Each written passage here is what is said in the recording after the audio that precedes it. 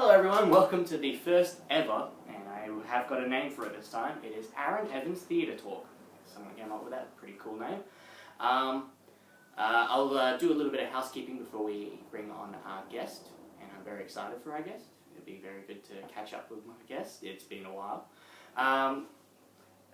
First housekeeping, I would like to thank Kyle for doing the special podcast that he did. And a lot of people have said to me that he could have been the host, and well, yes, he does have a tendency to talk for quite a bit. But I will thank Kyle. It was very nice of him to do that. I don't know if we've really got any much else housekeeping to do before the guest. I'm trying to think off the top of my head, and that's not always a good thing, so we'll start with that. Alright, so without further ado, let us bring out the very first guest. Ooh, okay, to write it down. Our first guest ever is an actress. She also hosts her own YouTube channel. We will be talking about that. She's an intern with Transmedia Teams for 2 web series, Social Medium and Classic Alice. She is working on a few other film projects, which we will talk about later. Ladies and gentlemen, she's also an old but very good friend of mine. Ladies and gentlemen, Stephanie Groves. Hey! Round of applause of 1. Yeah, cue the sound card with the multiple people clapping. Yeah.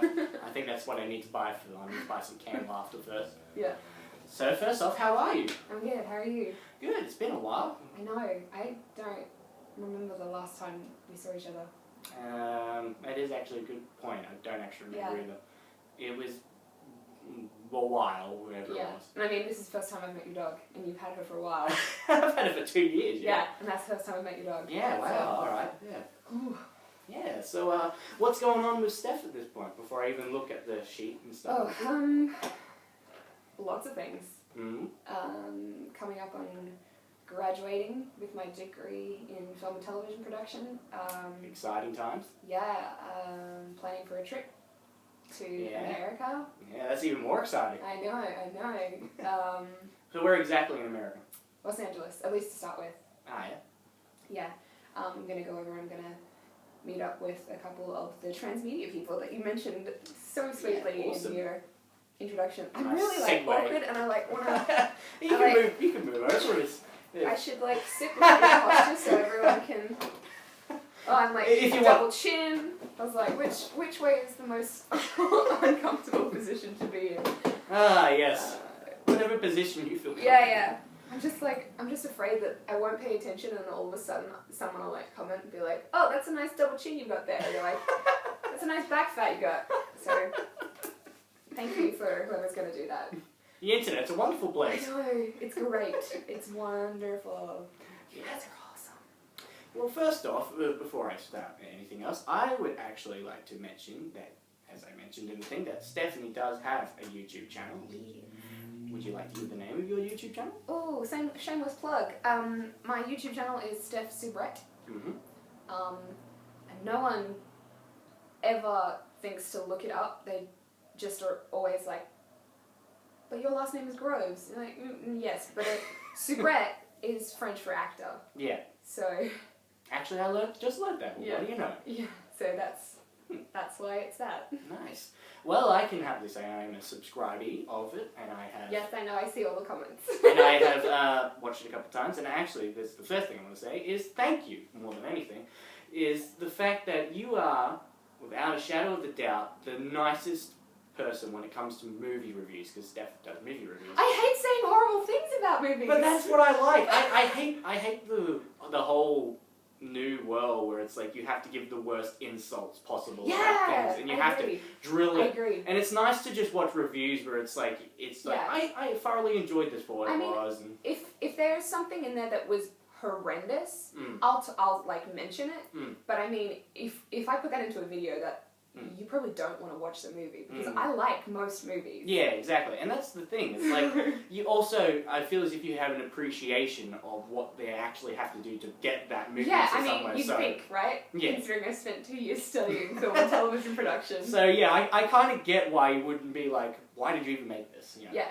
But I think there's always something good in a film. Whether you watch it and you come away thinking, the story was horrible, you can still think like, the directing style was amazing, or specific performances were incredible, or even just the color choices, or even the set design. I mean, oh my gosh, I've been exposed to what exactly goes into creating a set for something, and like, damn. Alright. Like, it is intense, and the budget for those things. And I mean, you don't necessarily see it, but there's this TV show called Haven. I don't know if you've ever seen it. I cannot say I have. It's amazing. You should watch it. Alright, shameless plug. There's a behind-the-scenes snippet for season 1, I think, and as an audience, you don't even realize, but there's this scene that comes into, like, the newspaper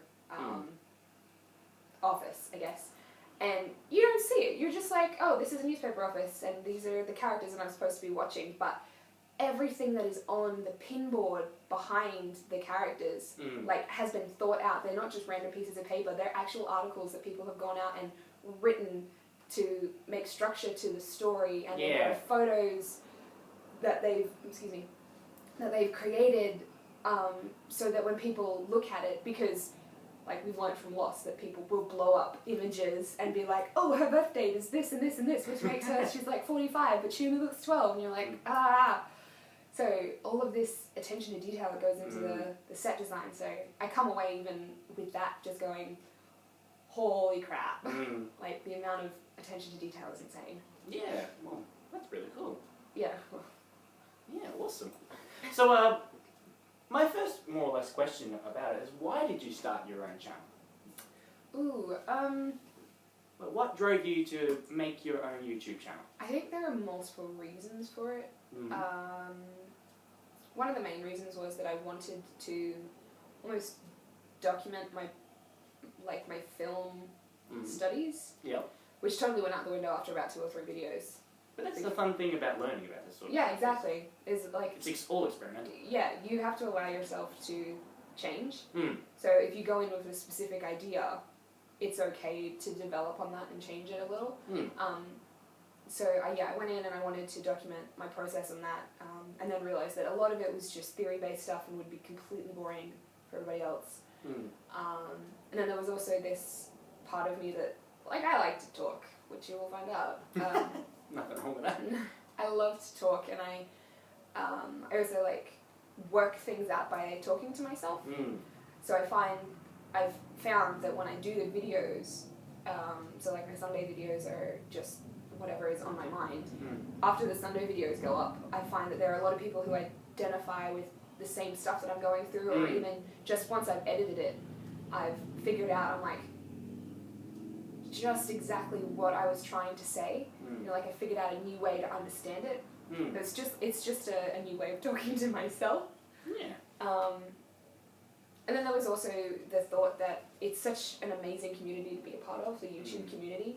I just wanted to delve into that more as a peer rather than a fan. Yeah. Because I just think it's amazing. And there's this level of, there's a barrier between content creator and fan. So when you're a fan, there's this hurdle that you can't jump over when you want to, I guess, know more or be friends with these people. Yeah, exactly. It's easier to break that if you're a peer. So there was that. There are selfish reasons. It's all selfish reasons. Hey, well, this stemmed from selfish reasons too, so I ain't gonna lie about that. So what do you, now that you've realised that you have changes with the channel, and that, what do you necessarily see the channel for? What is your goal with it now? Ooh, I don't know if I necessarily have a goal. I mean, there are little tiny increments or milestones that are cool, so like making my first 100 views. Oh, not views, viewers. You know, uploading my 100th video and stuff like that. But I guess it's more, I like that there's this almost documentation of my life. So if in 5 years' time I'm not making videos, they're still there, and I can look back and kind of be like, wow, you're really different and you've come a long way. Yeah. But I also like the idea of having an excuse to bond with people, I guess. So like when you do collaboration videos, you know, like you set out with this goal, like, hey, we should collaborate, and from that you get friendships with these amazing people. Of course, yeah. So there's that. So how would you describe, like, now that you have the channel, how do you feel it has changed your life? Like, has it have, like, the community, you've mentioned about, like, you love the community or not.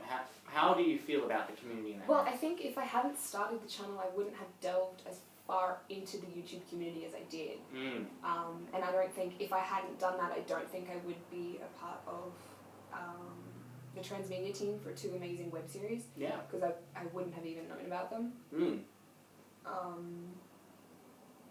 I think it's also changed my life that sounds really pretentious when I say it like that.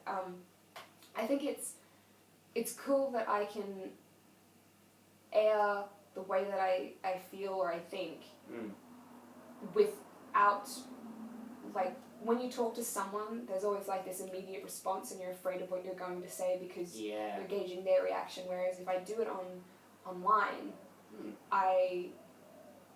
the reactions are generally positive, or at least creative, or can be worked on. So I found that I'm a lot less in my head about things because I can open up to no one but everyone. Yeah. Without, because like if you don't like the title of a video, you're not going to watch it. If you don't like the first couple of seconds of it, you're not going to watch it. So yeah, exactly. It's not like you're stuck in this situation where you're talking to someone, you're like, wow, like, I'm really hungry, I wish this person would shut up, you know, like. Yeah, exactly. So yeah, I've made some really that's cool a really friends. interesting answer. Yeah, I've made some really cool friends that are really good about that I wouldn't have met if I hadn't gone online. Maybe I would have met them on a different form of online content, but yeah, not this way. So would you necessarily recommend this for everyone, or would? Oh God. Or would you feel as if you'd have to, like, because a lot of people when they think about necessarily doing that, they feel as if, because the internet is a big place and it is known for being, it can just destroy people. I think you definitely have to have a tough skin. Yeah. Or thick skin, or whatever the saying is. I think both works either way. Yeah. But I mean, you can develop that. You can always develop that. Yeah. So there's like, oh God, this is a good question. I think anybody could do it, but I think it takes a specific kind of person to continue doing it. Yeah. I mean, I've had a massive break in the last, I think, month or two, just because my workload has gotten so big that I haven't had the time. Yeah, exactly. But like, there's a YouTuber called Grace Helbig, and she did every day for 5 years straight. Oh wow. Like, not that, like, including Saturdays and Sundays. And oh no, wait, no, I lied. Not Saturdays and Sundays. So Monday to Friday for five years straight. Yeah, and just to have that determination takes a specific kind of person. But there's all different kinds of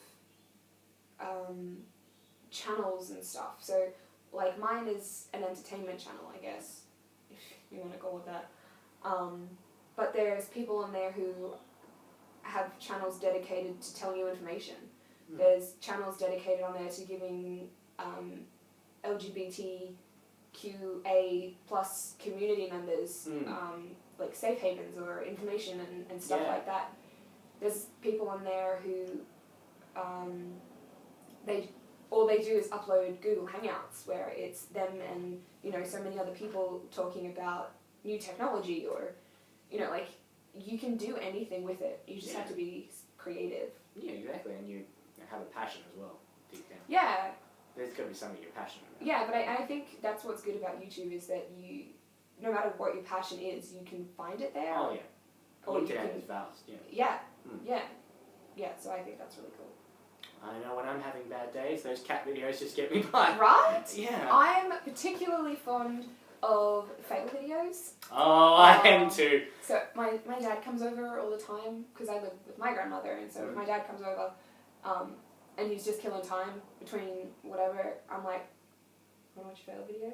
And we will spend like a half an hour just watching people fall on their asses. Actually, for me, every Saturday morning is normally a joy because I'm subscribed to Fail Army, and they always bring out their weekly one, and I always just sit there, and some of them I will just be like, I know what's coming, and others I will just laugh. Yeah, and it doesn't matter if I can actually. Sometimes I can feel the pain that the other person has gone through, but I'm still laughing. Exactly. And I love Vine compilations. Oh my goodness.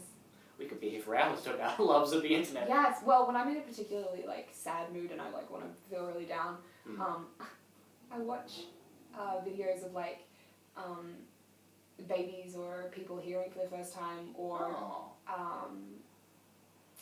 special forces coming home. Yeah, and like the reactions from their families, and I'm like, oh my god. I used to do that with I used to actually do that with dogs when the dogs would see someone that's yes. Yeah. Oh my god. Yeah. So good. I hang my. Why should I hang my head in shame for that? That's not shameful at all. No, they're so cute. Puppies are so cute when you like, because cats are kind of like, you were gone, I didn't know. Yeah. Whereas dogs are like, you've been gone forever, and I've only been gone for 20 minutes. Yeah. It is pretty much like that. Oh, dogs. I love dogs. So, doing a segue for somehow bizarrely from dogs, you did mention you have quite a busy workload, and one of the main reasons of that is a particular show you were with in Ipswich Musical Theatre Company. Yes. It is called, and I did mention it briefly in the other one, it is Mary Poppins. You know, you might have heard of it, you know. Yeah, I mean, it's just this little... It's a little thing. This little thing. Yeah, so, first off, how is that experience to be in such a high caliber show? Because nearly everybody in the world knows what Mary Poppins is. Yeah, they do. And since the musical has come out, it has elevated it to another level. Yeah, it really has. So how does it feel to be in a production of? It's insane. And I'm not even one of the leads, and I'm like exhausted. It's incredible. Yeah, you started relatively early with the rehearsal process, didn't you? So you've been doing it for quite a while now. When did we start? I think it was like May. Yeah, I was going to say May. I think it was May. I remember seeing all about the auditions and that for it. Yeah, because I vaguely remember that I had my birthday while we were at rehearsals. Yeah, no, we auditioned in April because I was like, hey, I'm not here on this Monday because it's my birthday. Wow, we have been in rehearsals for a really long time. It is August now, so yeah, they've been doing it for quite some time. Yeah, we don't go to stage until back into September. Oh my god, that's like 5 weeks away. Oh no. I love seeing that penny drop.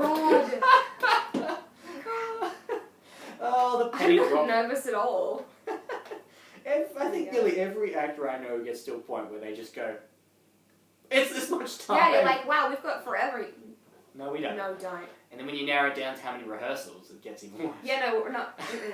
We're not going there. It's not happening. Yeah, but no, it's an amazing show. Yeah. The caliber of performances is just insane, and the music is amazing. I mean, it's really hard. Some of the songs are just so difficult because there's like songs in there that we know,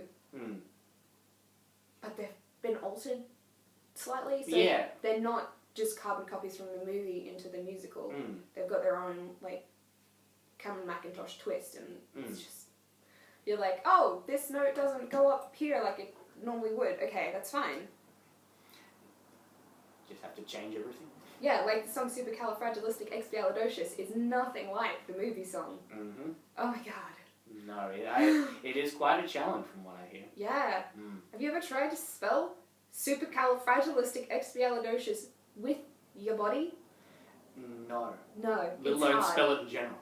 Oh no, I memorized it after I saw the main stage production at QPAC. Ah, okay. I memorized it, so I'm like, oh, I can spell Supercalifragilisticexpialidocious.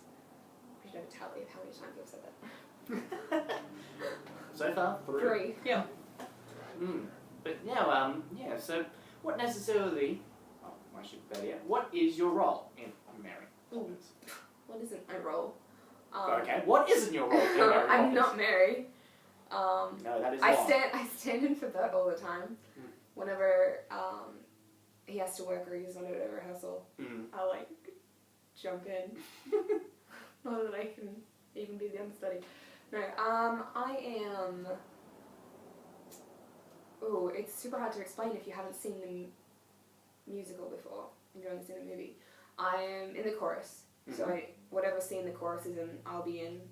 I'm also in. There's a song called "Playing the Game," which is like where the toy box comes to life, and I'm like the life-size teddy bear. Cool. So there's only like, I think there's a whole bunch of dancers and there's 3 main dolls on stage. So I'm one of the 3 main dolls. In Supercal, because it's too long to say again. There's so it's 3.5. Yeah, 3.5. There's Miss Corrie, who owns the talk shop, and then her daughters Annie and Fanny, and I'm Fanny in that as well. I think that's about it, but I also I flit all over the place because whenever they needed like an extra character, I always put my hand up. Now I have so much work to do. Yep. In 5 weeks. Yeah. Oh my god. No, it sucks because when we go to stage, so we go to stage on a Saturday night, and the Friday before is my last day of uni. Oh. So everything comes to a head all at this one time, and so it's a bit crazy. Steph's gonna be partying hard. Steph's gonna be sleeping Hard. I'm gonna be sleeping hard. Well, actually, now that we're talking about working hard and whatnot, you have a tendency to pick shows like that because 2 years before you did Sound of Music. Yes, I did. Yeah. With INTC as well. Yeah. You were one of the nuns. I was one of the nuns. Out of the 3 of us who were nuns, I was the most nunly, which is saying something about the other 2 because I'm like, not in any way, shape or form. How did it feel to be a nun to start off? It was uncomfortable. Yeah, I can imagine. Habits are really awkward because you can't move freely in a habit because if you slouch, then it looks really. You kind of look like Cousin It because you don't have any shape. Yeah. It was really hard, and it was really sweaty. Cousin It was so sweaty. Like we would come off stage and we'd like have to hike up our skirts because we've got stockings on as well as like under like our dresses had dresses and it was. I think that's the last time we actually were in a production together because I did backstage for it. Yeah. That was 2 years ago. Yeah, well I haven't done anything theatre-wise since then because I took all of last year off, I think. Yeah, I wasn't even in a main house show last year at Little Theatre. Yes. Yeah. Oh god, how did I not die? Normally I'm chomping at the bit to try and get into a show, and when I'm not, I like feel weird. I know, I feel the exact same way. Yeah. Just you like. For a whole year. There's part of me that just goes like, oh, I'm looking forward to that break and whatnot, and then you get like 2 days, and you're like, all right, what's next? Yeah, you're like, where are my lines? Where are my lines? It's like someone needs to pay attention to me right now. Yeah, exactly. I'm doing a bit. Exactly. Yeah. I quite enjoyed Sound of Music because it was a lot of fun as well. Just like even though I only came in backstage for it, it seemed like a lot of fun. It was. Yeah. And the cast itself as well was pretty great. Yeah, it was a fun show to be in, but it was also an amazing show because the cast was phenomenal, and I think generally they always are. Like the main cast for an Ipswich Musical Theatre Company show are just insane. Because they come from everywhere. The minute they hear about a show, like it doesn't matter where they are. We had people coming from we still got people coming from the Gold Coast and the Sunshine Coast and oh my god. Well, I couldn't even imagine travelling that far. No. And it was a fun, I think most of the shows that I've been in have been really fun to be a part of.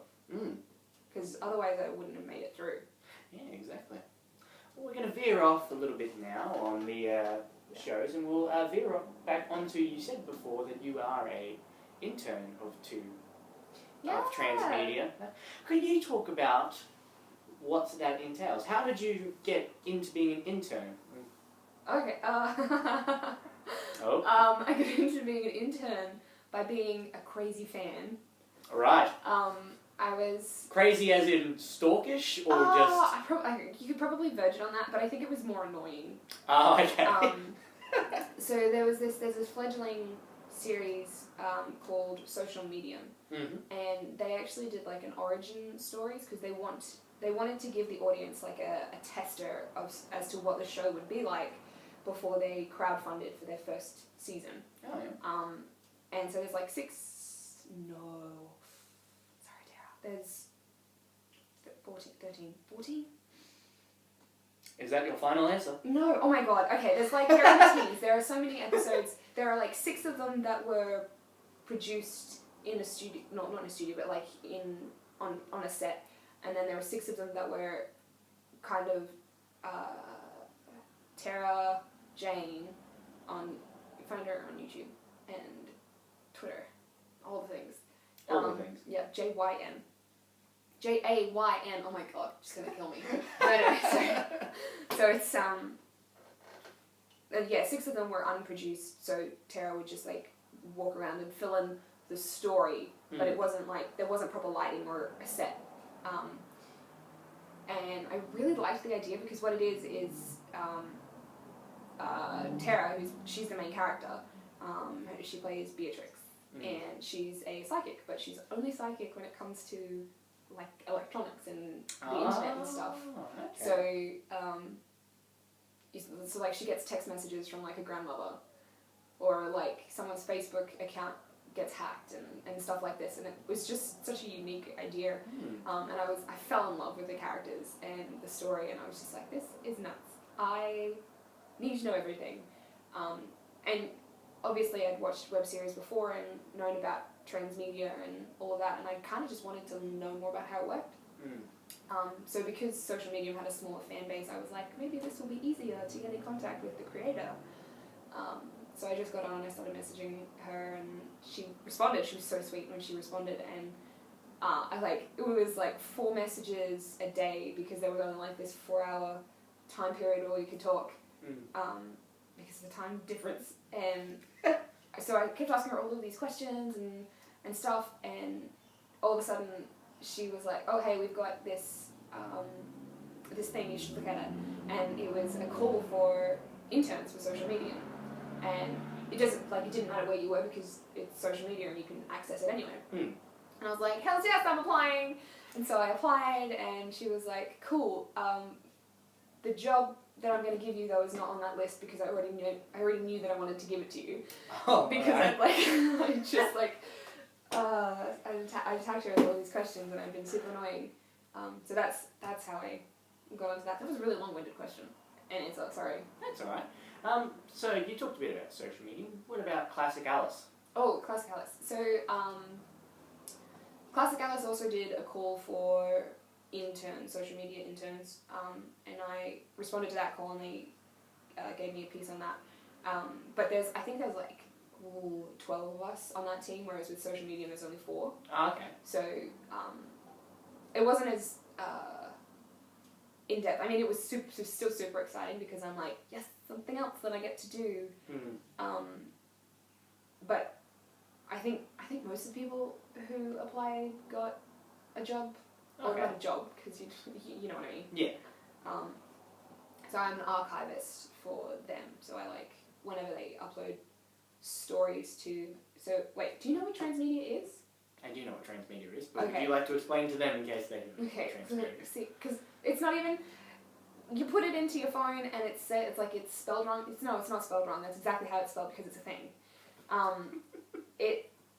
It's basically telling a story on multiple platforms. So it's not like telling the same story different ways.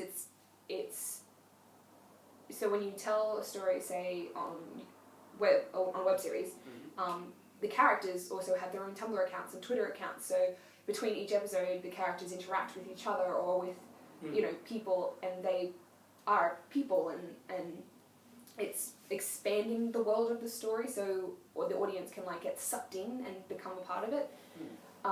And it's whenever something like that goes up on, say, Twitter. So there's for instance with Classic Alice, there's Alice and Andrew and Cara other people, whenever they have a conversation among themselves, it will generally relate to something. So when it goes up, I'm part of the team that takes it from Twitter and puts it into a Storify account and then puts it onto the Classic Alice website, so that people who aren't, you know, on Twitter or who want to start from the very beginning can go back to the very beginning and read the tweets from Go to Woe.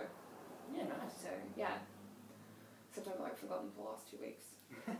Because my day is a Friday, but our Fridays are, their Fridays are our Saturdays, and Saturday comes around and I'm like running around like a chick with its head cut off, and then Monday comes and I've gone, oh. I forgot to do everything. Yeah, everything just like is gone. Yeah, but you sound like you've been keeping very busy. Yeah, maybe a little too busy. Too busy? Yeah, you know when you have so many things that something slips through the cracks? Ah, right. Yeah. Yes. I remember those days. Yeah. I removed Thursdays because of... Thursday just doesn't exist It anymore? doesn't exist anymore. I just removed it entirely. So yeah, that's actually pretty interesting. And congratulations on doing that as well. Oh, thank you. And so when you go to LA, what are you necessarily planning to do with transmedia there? Oh, I don't really know. I'm hoping that I can still keep the internships if I'm there. I mean, it's not... I don't change, just my location. I guess I just want to be able to see it firsthand. Yeah. You know, so, hopefully Tara agrees to meet me in person and is not just like, no, you were fine when you're in a different country. I want to see, like, how they sit down and block out, you know, what character's going to say what and when and why. And I also like learning about why specific characters have different accounts. So you don't just want to flood all of the social media accounts. You want to have specific ones for specific reasons. So like one of the characters in Social Medium, Zola, she didn't get Twitter, I think, until like the back end of the Origin series. Okay. Because that's not, like, her character wouldn't have had it beforehand. It would have been something that, you know, like, Beatrice's character had to, you know, coax her into. So obviously Zola, then she wouldn't have, like, a Pinterest account and a Facebook account and, you know, all of these other things. She would have, like, the bare minimum, and I just like, you know, knowing how they come up with those and how they figure out. Yeah. Storytelling's always fun. Yeah, I love it. And that's what I think I like about transmedia, is that it's just this whole other world of storytelling. You know, just you get, it's just a whole other world. Because you really should check it out. Yeah, if you haven't before, you really should check it out. Yeah, there's one at the moment. I'm not on the transmedia team. That would be amazing. It's called Carmilla. Okay. The first season. It's on the second season. The first season was based on a novella by the same title, Carmilla, and actually predates Dracula. It's the very first vampire novel. It predates Dracula, I think, by 27 years. And it's amazing. And their transmedia is just phenomenal. And the way that they... because it's so constant. So whereas, like... Social Medium's on a break at the moment because they're in production for season 2. Or they're about to air it or something. And there's this, like, gap in the transmedia. Whereas Carmilla, it was only a really small gap. They came back on transmedia months before they actually aired their season 1 premiere. And so there's this whole, like, other story that you don't even get to see, but you feel like you're a part of because you've been reading through these tweets with the stories. And that's pretty cool. Yeah, it's insane. Like, one of the main characters gets trapped in a cave with a troll and has to, like, outwit him, and it's just... I don't know if I could outwit a troll. It's so good. Yeah. I love it. That sounds very interesting. I actually myself will go check it out myself. You definitely should. There's heaps. There's so many. No, that actually does sound pretty interesting. And I always like watching other people's creativity. So. Yeah. And from the sounds of it, there's quite some there. So. Yeah. You know what I do really like about Carmilla and Classic Alice and Social Medium is that the people who created them are all women. So they're all female based. I mean, Social Medium was the brainchild of Brian. So he like did a series of tweets about it, and then Tara got on and was like, I want to make this a thing. So the idea was Brian's, and he obviously helps with writing and stuff as well, but like Tara is the one who put it into motion, and Classic Palace, Kate Hackett put it into motion, and then in Carmilla, the whole team, I think most of the team, apart from the director, I'm probably wrong, but they're all female. And like, it's a show about vampires, and the company that sponsors them is You Buy Kotex, which is it's like a female hygiene company. So like, it's just it was made to be perfect. Cool. Yeah. That's awesome. Yeah, it's really cool. Awesome. That's actually really cool. I know. I could talk about it for ages. I could just talk about it for ages. You could be a spruiker. A what? You could spruik it. You know, like spruiking is in like a salesperson. They're like the people who are out in front of like jewelry stores that talk about. Oh. That's what a spruiker is. Okay. Yeah, I could probably do that. There'd be a lot of ums and ahs, but you could tell by my enthusiasm how much. Yeah. Anyway. Because some of the ums and ahs doesn't matter. Then I'd be out of a job. Yeah. At my work, I would be terrible. Cinema freezer that way? Yeah. Yeah, I do that a lot actually at work. Yeah. I think that's how I get by on my Wednesday videos, my reviews of movies and stuff, is sheer enthusiasm. Yeah.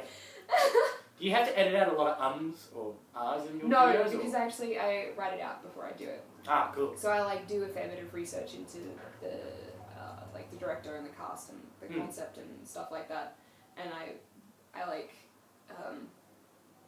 I'll either jot down notes or I'll actually have it's already like cut and edited in my brain. Okay, cool. So it's just a matter of me physically doing it, so I can put what's in my brain online.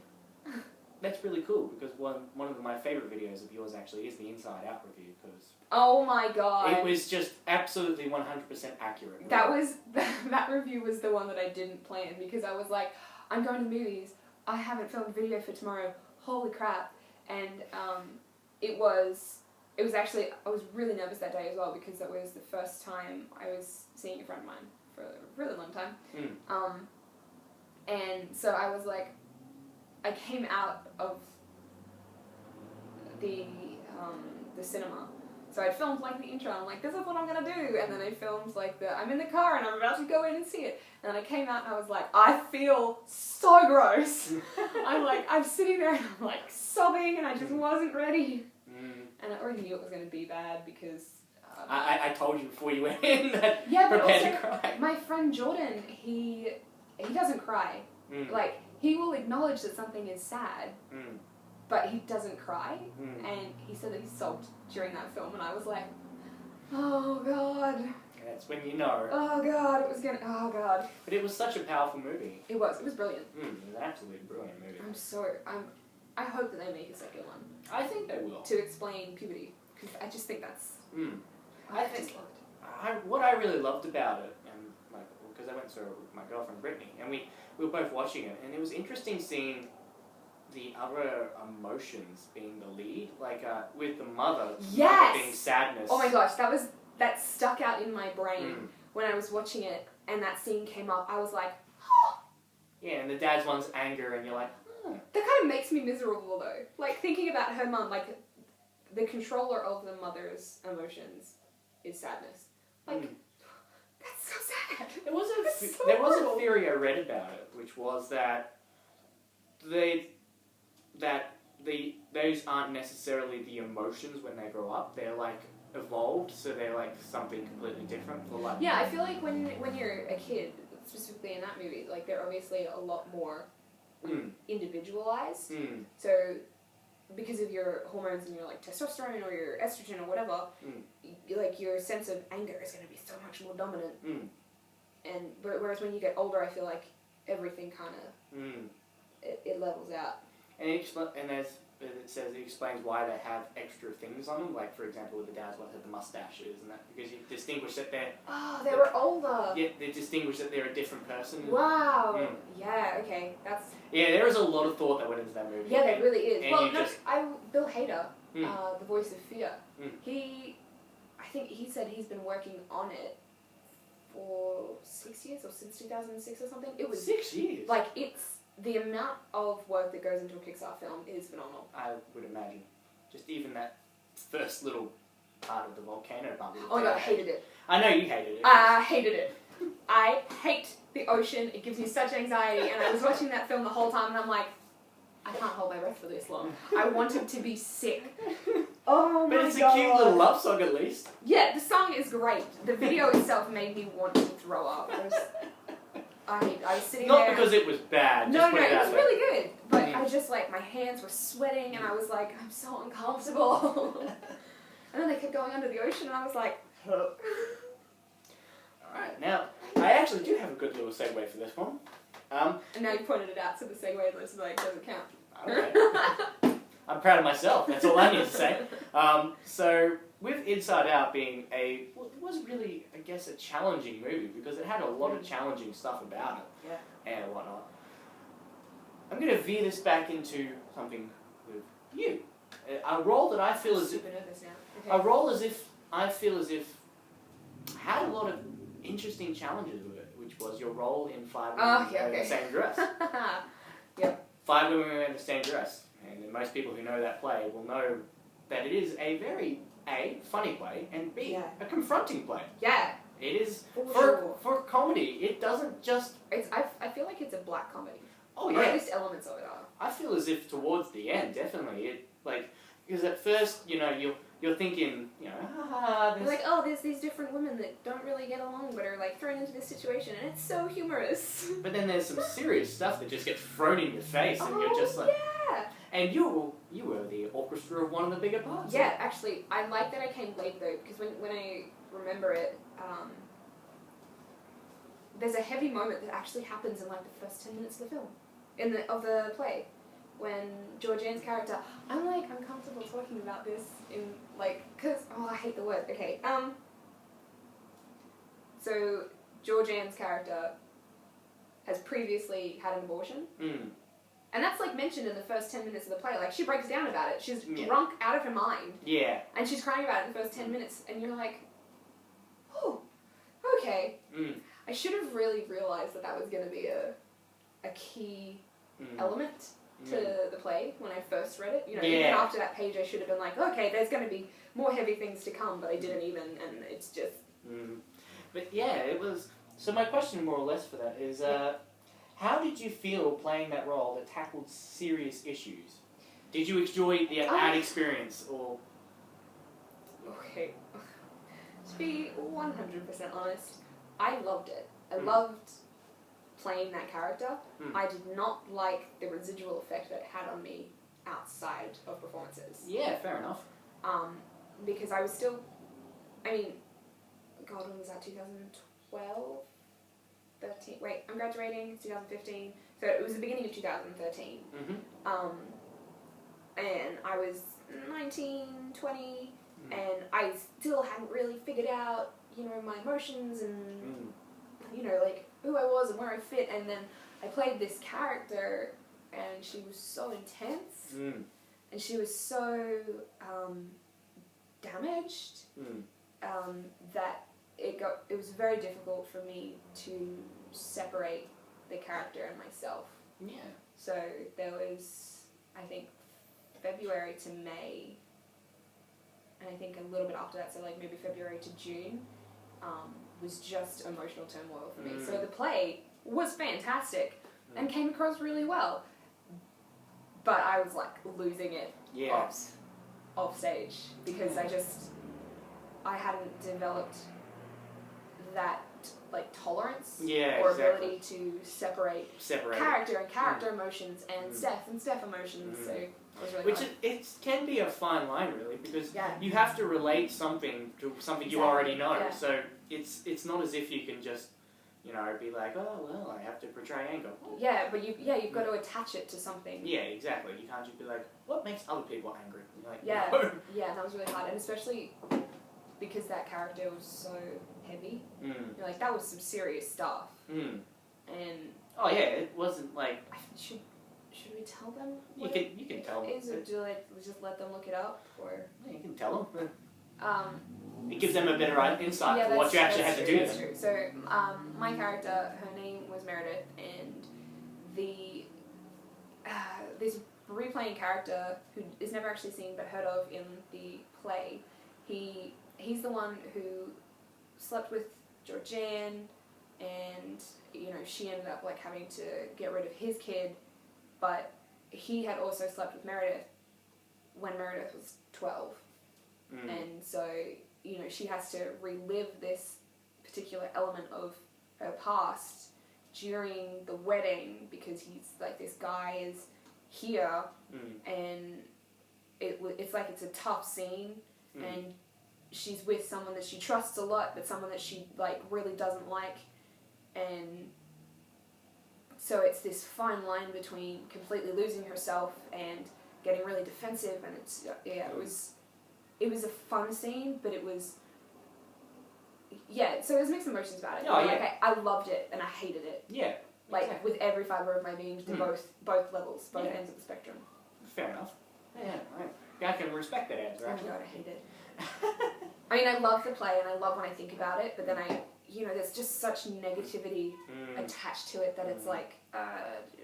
Yeah, fair enough. Yeah. Yeah, that's fair enough. So with that, I hope I can do another character like that someday. Oh yeah. And see if I can differentiate between me and them. Oh yeah. Could suck. It could really suck. It could, but it also could be a thriving experience as well. Yeah. Like, did you take, like, for example, with that emotional turmoil, did you take anything once it was done and once you were feeling better about it? Did you take anything from that experience? I think I took a lot from it, because there's obviously... Like, with hindsight, yeah. Yeah, I had to... In that short period of time, I had to learn how to deal with a lot of stuff. Yeah. And that can be therapeutic in a sense. Yeah, I mean, looking back on it, it was really good, because I think if I hadn't done that role and I hadn't experienced that turmoil, I probably wouldn't be as calm about stuff as I am now. Yeah. But like February to June, that's like 4 months. Yeah. That is a short amount of time to go through. And with sort of theatre, you were doing it more like 3 times a week.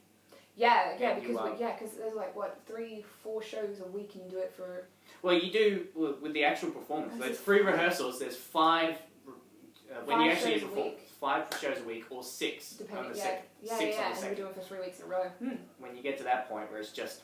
Yeah, every day. You think about it every day. Yeah, it was really hard. Yeah, no doubt about it. But yeah, I think you learn a lot about who you can trust when you go through stuff like that. Yeah. Like, I really had to, because I don't trust people. Oversharing. I'm an introvert. So I have a small amount of currency to spend in the presence of other people. Like one-on-one, fine. Yeah. But group scenarios, I'm like, give me half an hour and I'm just going to want to like co-op into a ball. Yeah.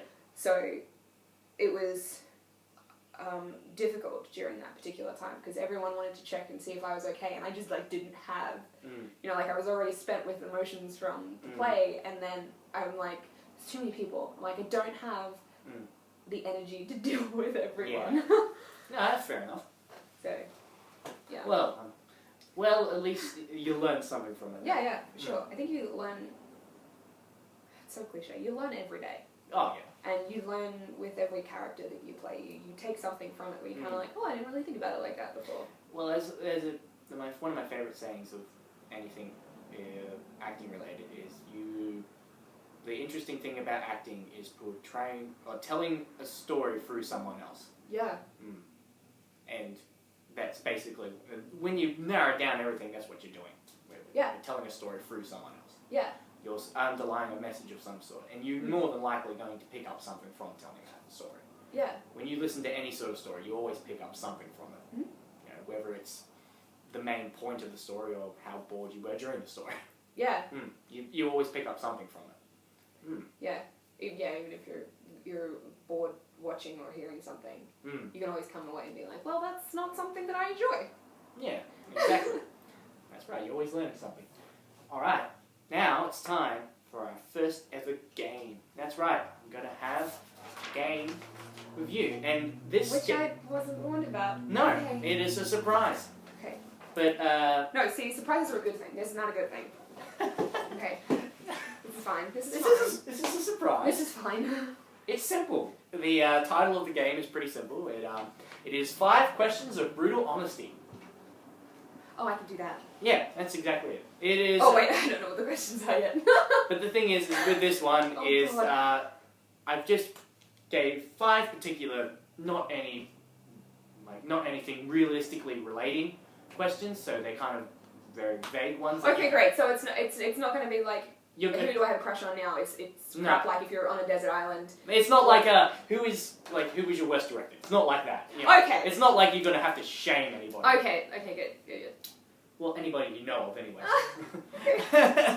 All right. So I'll start off with the first question. This is actually a personal one. What is your pet peeve when it comes to theatre/film? What is your pet peeve? Oh crud. See, that's a really broad question. Yeah. If I'm seeing a film or watching a play, I hate people who talk loudly through it. Yeah. I mean, oh my God, yes. I talk through films and theatre, but it's more like it's a whisper, and I'm gonna be like, that was pretty funny. I'm like, did you get it? Did you get it? And that's the way I will talk. Whereas, you know, like the old biddies who don't like it or it's too confronting, and they're like, oh, this is so unrealistic, and they're talking really loudly, and I think that's super annoying. Watching films, I hate when film and theatre, I hate when a character doesn't have development. Like, there should be, from beginning to end, the character needs to change in some way. All characters need to change in some way. I hate when a character is there simply as, like, a filler. You know, like, they don't have a purpose. Yeah. I hate it. I think it's so stupid because it's more than likely that's the character I've attached myself to. Is the one that doesn't have development, and I'm like, well, wasted 2 hours of my life. Alright. Also, bad dialogue. I hate bad dialogue. You know, like when it's unrealistic. Yeah. I hate it. Yeah, it's pretty bad. Alright. Now, I put this one specially because, as we were talking before, you do like movies, and you do... Yeah. You are a person that, you know, you aren't necessarily going to shame a movie. However... Okay. If you could erase one movie from existence... Friends with Money. I think you have to finish it. I hate Friends with Money. Friends with Money. It is a stupid film. There's no character development, and the end of it is really pretentious, and, like, it's bad. It's just a bad film. Damn, alright. I hate it. Wow, that's actually impressive to see. It took me, like, 4 hours to watch that film because I just kept stopping it. Really? Yeah, I hated it. I've never heard of this film. Don't. Okay. It had such a good cast. Hmm? Like, it had okay, no, it's probably not. It had Jennifer Aniston and it had Frances McDermott in it. Okay. And I was like, hell yes! And there was like 4 main female characters, and I'm like, yeah, this is gonna be great. It was not. Oh, okay. It was horrendous. Fair enough. Alright. Like, oh god. That's actually quite impressive to I see. hate it. I hate haven't it. seen that side of you. I hate it! Oh. And now everyone's going to want to watch it just because I hate it so much, but I'm like, you don't need to waste that time.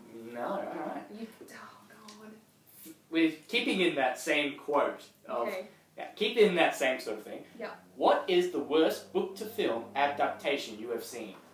Oh, that's, Mortal Instruments, City of Bones. Oh, okay. I love those books. Mm. I hate that film. Okay. I hate it. Like, I really liked the CGI, and I loved the cinematography, and I loved the way it was filmed, but the story was butchered. Okay. Actually, also, I didn't read the books first, I saw the film, fell in love with the film, and then I told Sam, I have not, a friend, that I really liked the film, and he went ballistic at me. He was like, "You need to read the books. The film is horrible." And then I read the Percy Jackson books. And I feel so bad. oh god, it was. And then I rewatched the film and I was like, "This is awful." Yeah. I mean, as its own separate thing, you're like, "Yeah, this is a good film," but when it's an adaptation, it's so bad. And I still haven't watched the second one yet. Yeah, because I watched the first 10 minutes and I was like, "What?" I'm going to look right in the camera and just say, whatever you do with the rest of your life, never, ever watch that film. Or at least, don't read the books first. Or ever. M. Night Shyamalan, why? Just why? He's so good. He's a brilliant filmmaker, but his writer is awful. Yeah. His writer butchered the book. And yeah, so City of Bones, I hated it. But you know what? That was a consensus because they halted production on the second movie because it sucked so bad, and they're turning it into a TV series now, which I'm actually really excited about. Oh, cool. So if they butcher that as well, I'm gonna have some serious words to say. Some serious, not pleasant words. Yeah. Actually. I mean, the movie was amazing, but because it was the book first, they just completely butchered the story. Like, one of the key elements of that story, or first, there are 6 books in the series now, but it was written as a trilogy to begin with. So the first, chunk of those 3 books is that these 2 characters fall in love, and you're like, "Oh my god, it's so cute." And then after the first book, Valentine comes in, and he's like, "Oh, no, your brother and sister." And you're like, "What?" And so these 3 books are spent being like, "I love this person, but that's gross because it's incest." And it turns out he's lying. But in the movie, they explain it. This, can't even remember his name. This other character, he's like, "You should just tell them they're related. Like, just tell them that they're related, and then they'll hate it." And you're like, no. You just ruined the next 2 movies. Yeah. Like, that's the whole tension. Yep. Alrighty. Question number 4. Now, you can take this question how you please with this. What is the biggest fail you have experienced in theatre? Like, from what you've seen people do, or... Oh, God. It is brutal honesty. So. No, I love her. When we were doing Metamorphosis, Right. and Tansy was running at Henry, and she slipped in the water, and she just starfished it in the puddle. So when we did Metamorphosis, which we talked about in the did you guys talk about I did talk about it in the last one. Yes. Oh, sorry, that's a good play. Then we had a pool at the front. Yeah. Which ended up leaking. And I spent a lot of time face down in. Yeah, it's pretty funny. And I'm drunk. Yeah. All over her face plant. Yeah, one of the other girls had to run through this pool of water to meet her dad, who was Midas, so she would get touched, and she would turn to solid gold. But on her way running, her feet slipped because it had built up like a layer of algae on the floor, and oh my god, I love it. And she stacked it. And I was on stage, and I was telling the story. Was I telling the story? Or was Lily telling the story? You were telling the story, and Lily was listening to the story. Okay. Yeah, I just remember there was 3 of us on stage, someone was telling the story, and it was acted out in front of us, and Tansy slipped in the water, and I lost it. I was on stage, and I was choking because I couldn't. Yeah. Just speaking about it now, all these years later, and you're still doing it. We were only what, 15 and 16? Yeah. Oh my god, it was so funny. Yeah. I met Steph at the time I started doing theatre, pretty much, which was 08. Yeah, I started the same year, because I think I was a week late. Yeah. I thought everybody was best buds, but I was only a week late. Yeah. Yeah, it was crazy to think back, Oh my god, 08? Yeah, it was 2008. Holy. Okay. Yeah, that was a long time ago. That's a really long time ago. I keep thinking it's just 2010. It's not. No. It's not. No. God damn. Yeah, that was my best. That was. All right, and this one is a personal one, but you can take this as it's someone you hate or someone you like that you just like to do, which is, which actor would you love to kill on screen or on stage? It could be someone you hate or someone you like, and it could be professional, whoever.